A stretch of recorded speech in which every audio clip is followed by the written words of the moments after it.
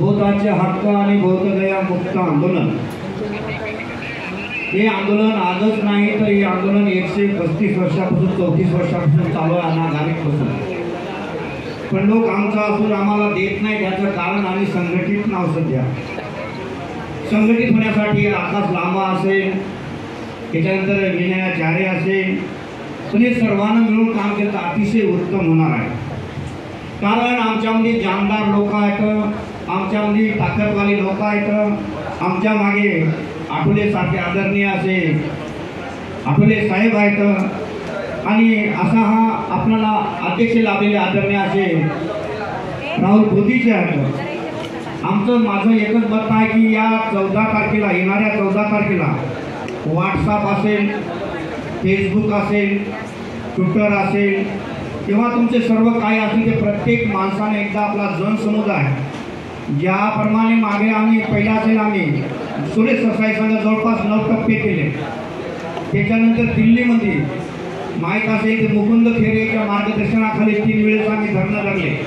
ते म्हणजे पहिले जंतर मंतरवर, आजही आम्ही पाहिला असेल शांतिरत्नाच्या मार्गदर्शनाखाली पाहिला असेल आझाद मैदान असेल, त्याच्यानंतर पाहिला असेल उल्हासनगर असेल, बदलापूर असेल, कल्याण असेल, अशा या आंदोलनामध्ये आम्ही सहकार्य करत आहोत। आम्ही आता लोकांना किंवा भिक्षूनं काय करायचं आहे पण भिक्षूचं अस्तित्व आहे ते आणि या भिक्षूच्या मागे सर्व लोकांनी राहिलं पाहिजे यावेळेस। कारण म्हणून आजच्या या ठिकाणी माझी सर्वांना पवित्र अशी सूचना आहे सर्व भिक्षुगणाला आणि भिक्षुणीला आहे।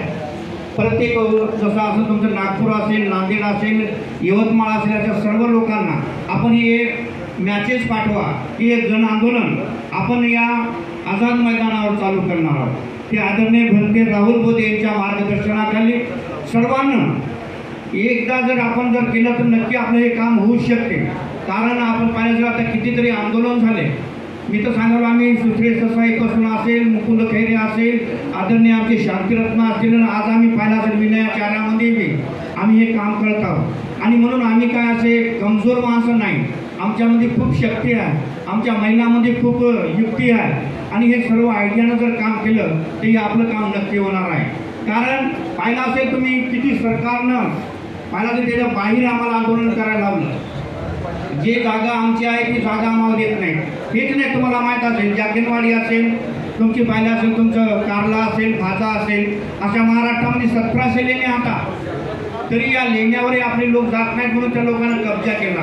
आता मी लेलंदीला गेलो ते तशी गणपती बसवला, आता मी पाहिला असेल तुम्ही भाज्याला गेलो ते तशी एक महादेव बसवला।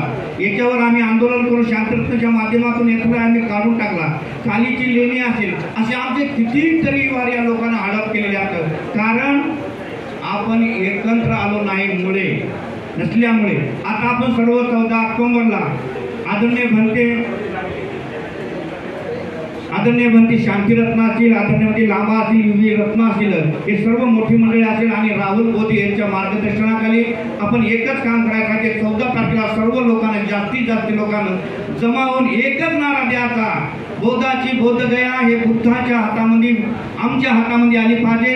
पंडे आता मी तिथे गेलो, पंडे लोक पाहिले, मी गेल्याच्यानंतर पाहिलं तर लोक ते तशी आजही लोक तशी पिंड पार्थ करतात। त्याला आम्ही सांगले ही जागा नाही तर म्हणतात हे नकुल हे सहदेव हे काही नाही तर तसे आणि आम्हाला भिक्षू असून आम्हाला तिथं जागा नाही। कारण यासाठी आपण हे आंदोलन करणं अत्यंत गरजेचं आहे आणि यावेळेस सर्वांना मिळून करावं अशी माझी अपेक्षा आहे। नमो बुद्धाय जय भीम।